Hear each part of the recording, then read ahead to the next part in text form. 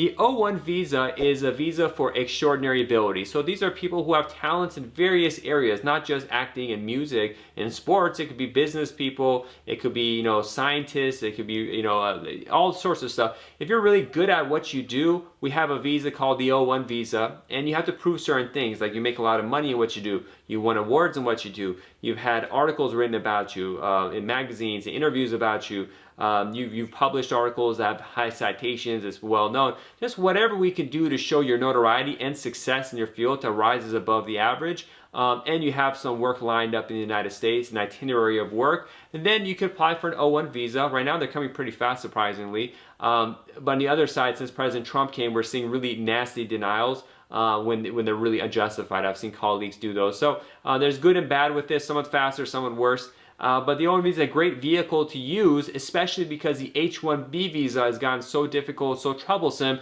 A lot of people, for example, in the tech industry, if they're really good, why go for an H1B, which has a cap as a limitation? Why not do an O1 that can be extended indefinitely? Do that. So if someone has a job lined up and an employer that can act as an agent, they file for the O1 for them. And they come and just keep renewing that O1. But you have to have some notoriety. H1B, you have to have a degree. O1, you have to show you're very successful at what you do. But it's possible, you got to dig in deep and see what you've done to show to the USCIS Immigration Service that you're good at what you do. And so it's a temporary visa, the O1. You have to keep being renewed.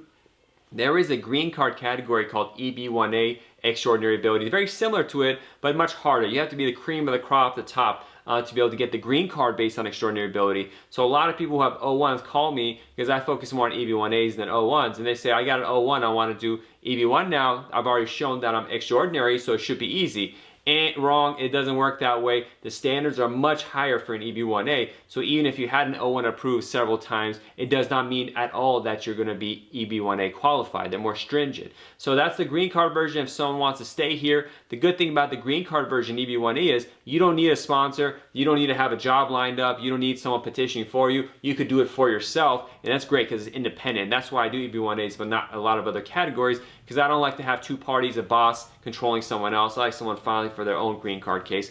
But the O1 is the extraordinary ability. There's a difference, O1A and O1B, depending on whether you're in the acting industry or not. That's O1B. So I'm not going to get into the complications of that. There's O2 if you have some vital people you're bringing along with you. For example, you're a top chef and you have a sous chef you want to bring with you. And then O3 for family members as well. But these have to be renewed relatively quickly. There's an issue of the itinerary. You have to have jobs lined up, which gets a little tricky depending on which officer's reviewing it and how strict they want to be. So there's a lot of stuff going on in the O1. Say go to a person who really knows your field, because the O1 is so much paperwork required to show you're the best. If someone understands your field, they could do a better job knowing the ins and outs of it and describing it and be able to get the connections you need to do it, as opposed to someone who's never touched that area before.